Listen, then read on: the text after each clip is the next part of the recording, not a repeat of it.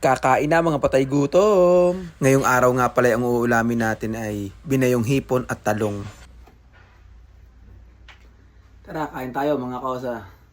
Bali, nakabili nga pala ako kanina ng binayong hipon. Tapos, bumili na lang din ako ng talong tapos pinirito ko. Siyempre, ang paborito kong bahaw. Tara, kain tayo.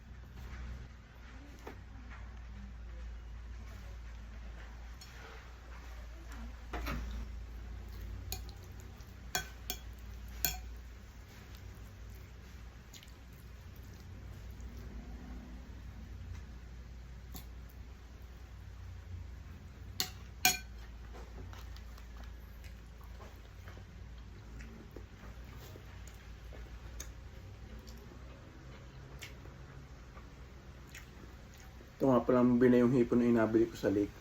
Kasi nag-jogging ako kaninang umaga. So ito na yung ginawa kong tanghalian.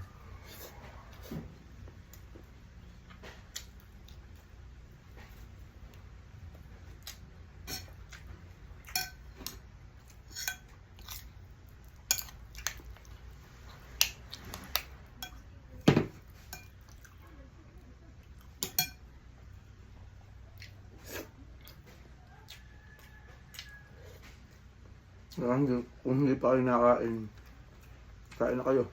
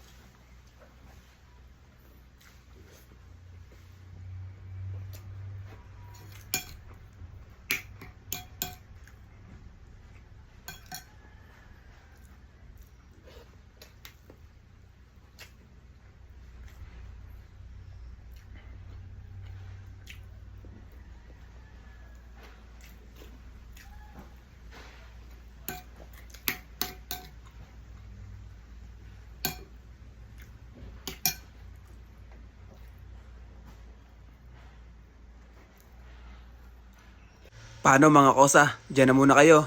Bye-bye!